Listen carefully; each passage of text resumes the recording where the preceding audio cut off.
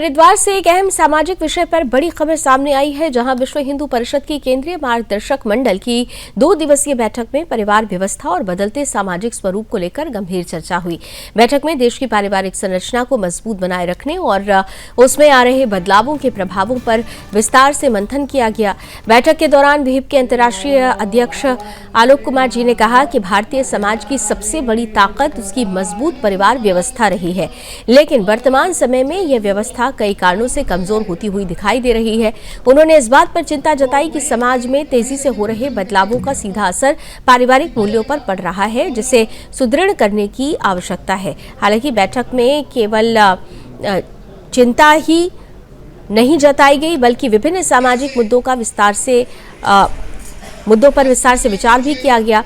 आलोक कुमार जी ने live in relationship और समलैंगिक विवाह जैसे विषयों का उल्लेख करते हुए कहा कि इन मुद्दों पर बैठक में गंभीर चर्चा हुई है और इनके सामाजिक प्रभावों की समीक्षा की गई है। उन्होंने कहा कि भारतीय संस्कृति में परिवार केवल एक इकाई नहीं, बल्कि संस्कारों और परंपराओं का केंद्र रहा है, जिसे बनाए रखना आवश्यक है।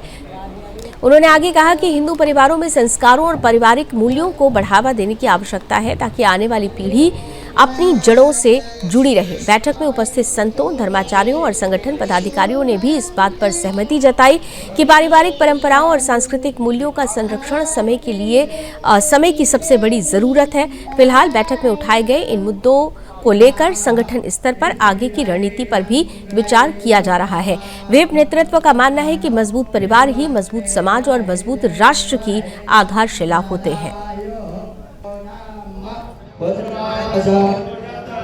आज ज्यादा चर्चा हमने परिवार व्यवस्था पे भी की है।